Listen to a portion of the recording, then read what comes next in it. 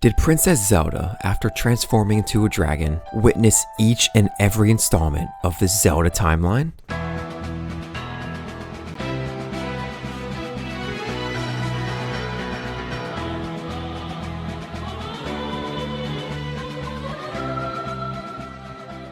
What's up, my homies? It's Edible Incredible, and today, let's dive into all the possibilities that Zelda witnessed a substantial part of history. First and foremost, the most important question is how ancient is the era that Zelda teleports to? This era is known as quote-unquote Hyrule's founding, which is kind of vague. Naturally, first on the list that we're going to dive into is the Sky Era and Skyward Sword. It landing before Skyward Sword would retcon Skyward Sword, as that game is known to be the introductory tale of the Zelda timeline, illustrating the creation of the Master Sword with the very first Link and Zelda, who go down to the surface and settle on the land and establish the Kingdom of Hyrule in the conclusion of the game. The era that follows Skyward Sword could be where Princess Zelda finds herself, but this too has its share of problems. This would mean that Ganondorf from Tears of the Kingdom was actually the very first Ganondorf, not Ocarina of Time like how it originally was intended. So prior to Tears of the Kingdom, there was only ever one incarnation of the human form Ganondorf. Aside from Four Swords Adventures, but let's not worry about that. Ocarina of Time portrayed the very first sighting of this man. Following his defeat, his older self re-emerged in the tale of the Wind Waker, and in the alternate reality, he never fought the hero Link in the conclusion to Ocarina of Time. He instead was sent to the Twilight Realm, because the hero of time came back in time to warn the royal family. In Tears of the Kingdom, he seems to be a separate incarnation entirely. This Ganondorf is hell-bent on destruction. Just as much as any other iteration, if not more. He's hungry, to put it lightly. But why? Every other iteration has a why. Ocarina's was tired of living in the brutal desert, so he took over the land of Hyrule. Twilight Princess wanted revenge on being sent to the Twilight Realm, and in the Wind Waker, my favorite, he just wanted to see Hyrule once more. In Tears of the Kingdom, this Ganondorf is seemingly driven by pure evil, which I suppose is on brand, stemming from Breath of the Wild's depiction of Calamity Ganon. But I'm getting off task. This is the topic of my next video. There is a possibility that this is in a new timeline entirely, broken off from the events of the past. There's a theory that went around that Skyward Sword could have a timeline divergence. Link defeated the imprisoned and stopped Demise from returning, but Ghirahim snatched Zelda and returned to the past where he resurrected Demise. Link defeated Demise in the past, but left this time with Zelda to go back to their own time to kick off the foundation of Hyrule. So this quote-unquote past was left in mystery. Similar to the events that set up the Wind Waker. The hero defeated the villain, then abandoned the timeline for his original time. In the Wind Waker timeline, the gods were forced to intervene when evil arose once more. They decided to flood the land to put a temporary hold on evil, until a random boy in green decided to cosplay as the legendary hero. Yes, I said cosplay, as this hero was not related to any other hero before him. Twilight Princess Link is related to the hero of time. In the Wind Waker timeline, aka the adult timeline, the gods did this because the original hero left this time. So, would the hero leaving in this alternate reality hint at a similar outcome? Did the gods have to intervene in this forgotten timeline because there was no founding Link and Zelda? Interestingly enough, the land where Zelda from Tears of the Kingdom teleports to is an iteration of Hyrule's founding where the Zonai decided to come down from the heavens to aid Hyrule. And the Zonai are known as quote-unquote gods. Why did the Zonai decide to come down? That is unclear. But we do know that a Zonai did act as the king during this time. This is a similar origin story to the Wind Waker in the adult timeline, resulting from the hero leaving a timeline. The gods decided to intervene. What is even more bizarre is that this King Rauru is Zonai in origin and is a distant ancestor to Princess Zelda, meaning that Zelda is not just a Hylian, but also has Zonai blood running through her veins, blood of the quote-unquote gods that came down from the heavens. Did the Zonai come down so they could simply mate with a Hylian, aka Princess Sonia, in order to ensure a Zelda would trickle down for ages to come and act as a defendant of the kingdom against evil? Did they do this because the original Zelda from the Sky Era left this time with Link? This is a fascinating theory, but we do know that this Princess Sonia is in fact related to Skyward Sword Zelda, which is an awesome discovery because it means that Link and Zelda from Skyward Sword were the first to kickstart the royal bloodline, meaning the first officially canon 3D Link and Zelda ship. But this would mean that Tears of the Kingdom must come after a time where Skyward Sword Zelda settled down, not where Skyward Sword Zelda left the time altogether. One could argue that this past reality in Skyward Sword already has a version of Link and Zelda that's yet to be born, as there are in fact two Impas. But another could argue that a timeline split from Skyward Sword wasn't ever a thing, as everything in the game was predestined to happen. The crystal Zelda sleeps in is already seen in the beginning of the game, before she even decided to go to sleep, hinting that everything is already set in motion. It's the common rebuttal that people give in the community. That being said, the community is pretty split on the potential of a timeline split in Skyward Sword. Some agree that it makes sense and others don't. Okay, with this era fully covered in detail as much as I could, let's now move on to the next. So there has been a strong indication in the fanbase that this quote-unquote era of Hyrule's founding is actually a refounding, that the era of Breath of the Wild and Tears of the Kingdom happened so far into the future that for whatever reason Hyrule was abandoned for an extended time. The question is, why? Were the races of Hyrule exhausted with Ganon's consistent reoccurrences, so they left? Or was it something a little more specific than that? Was there a natural disaster that wiped out most of Hyrule, until people from a far-off land quote-unquote refounded Hyrule, along with the Zonai from the heavens? Who knows the exact reason, but let's check this answer by Fujibayashi, however you say his name. If I'm speaking only about possibilities, there is a possibility that even a story about the founding of Hyrule may have an older history where it was destroyed before that, but I don't think it would be fun if we did it that way. So I hope you'll enjoy it more by imagining the parts of the story that have not yet been told. Okay, so this could mean one of two things: that Hyrule was destroyed physically, or that the actual knowledge of history was destroyed.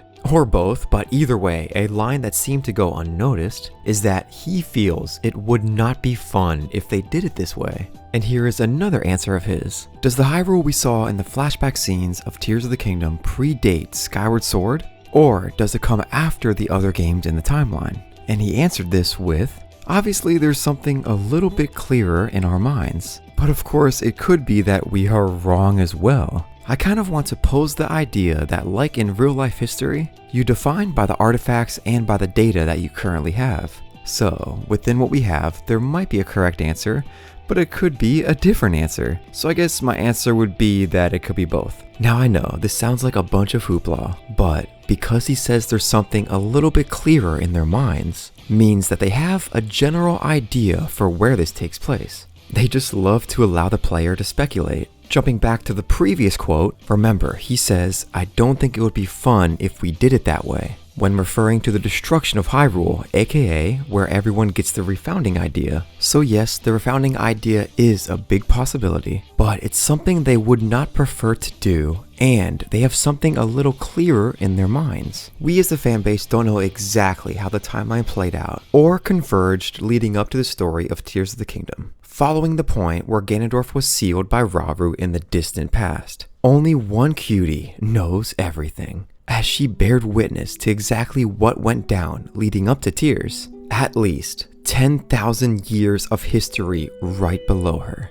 There is a chance that this quote-unquote ancient past isn't as ancient as we think. Remember, 10,000 years prior to the events of Breath of the Wild took place the very first Calamity, which we know was the result of Rauru's seal on Ganondorf deep below the castle. Using his malice-fueled rage, he summoned the Calamity on multiple occurrences. This was just the first recorded occurrence, and knowing Zelda history, once Ganon is sealed, he usually isn't able to summon his power for at least another 100 years. This puts us 100 years prior to the first Calamity. So at the very least, this ancient past was 10,100 years ago. Unfortunately, this ancient past could be anywhere from the creation era, succeeding Skyward Sword, to the era of the first Calamity. As we know, the current timeline is split 3 ways following the events of Ocarina of Time. There is a common theory that Breath of the Wild somehow merged the 3 timelines into one, with all of the references from every timeline in this game. If that's the case, did Zelda witness when the timelines merged? Since she was in this dragon form since ancient times. She has knowledge that not even the ancient tribes of Hyrule have access to. To think the gods portrayed in Ocarina of Time had a front row view, she had extended courtside seats.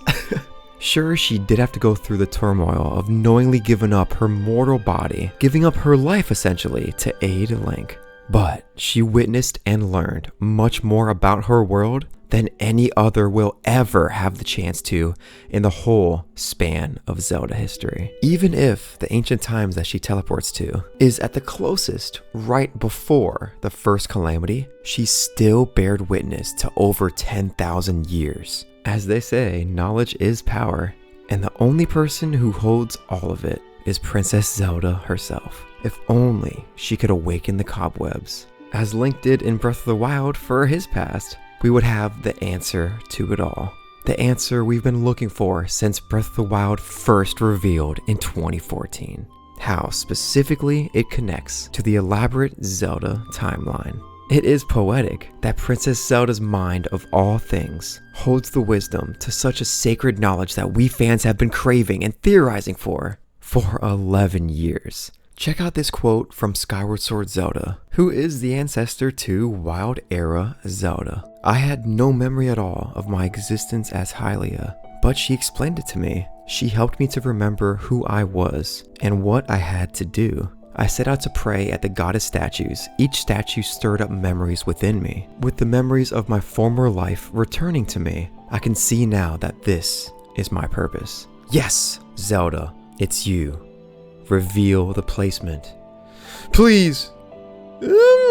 If Skyward Sword Zelda uncovered her past as the goddess Hylia by praying at the statues, Tears of the Kingdom Zelda can uncover hers of her time as a dragon by praying at the same goddess statues. Please. It's funny the parallels between the Sky and Wild Eras. Calamity Ganon came back time and time again from the source of Ganondorf, just as the Imprisoned came back time and time again from the original source of evil, Demise. Maybe one day, in a timeline far, far away, we'll get a side story game or DLC that centers around the awakening of Princess Zelda's memories of what she witnessed as a dragon. Well, it's a mystery, and most likely will stay a mystery unless Age of Imprisonment this winter gives us something. This game will take place in that mysterious era that Zelda teleports to, and Nintendo announced that it will in fact be canon. Until then, and until the next upload, I hope you all stay hyped!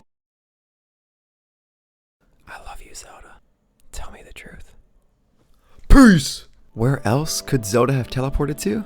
Well, you guys probably won't like this, but a brand new timeline that establishes its own canon, which could even branch off as a fourth reality stemming off the fabled Ocarina of Time. Yes, this would mean that Ganondorf from Ocarina of Time wasn't the first in this fourth variant of history. But at this point, almost everything is on the table and should be considered. Nintendo can do whatever they want. They're entering a new era of Zelda, akin to when they first set sail in the 3D space with Ocarina of Time. That too changed the way the timeline worked forever. It established 3 different realities: the downfall timeline, the child timeline, and the adult timeline. I'm sure that the era of the wild will have its own domino effect for future games to come. I am in the minority that doesn't mind more timelines. Yes, you heard that right. I want to piece together every reality until my Master Sword weakens. I'm sorry, I just love to salivate at the lore connections between Zelda games. So Nintendo, even if it's 10-20 years from now, please hit me with some crazy shit. The Ocarina of Time ending is the most important battle between a hero and villain across all time. The ripple effects from this battle are still never ending, and that's so badass. But this small portion of the video is just to remind you that they can say any in-game outcome or decision from any title can turn into a new reality. I know most hate this concept, but I love alternate realities. It's one of the main reasons I got so invested into Zelda and started this channel way back in early 2017. Wow, so you listened to my crazy ass for over 14 minutes? Thank you. Maybe hit the like and subscribe button. You can just undo it later if you think I'm crazy. Either way, I love you. I'm going to be posting more scripted stuff very soon. Thank you. Have a beautiful day.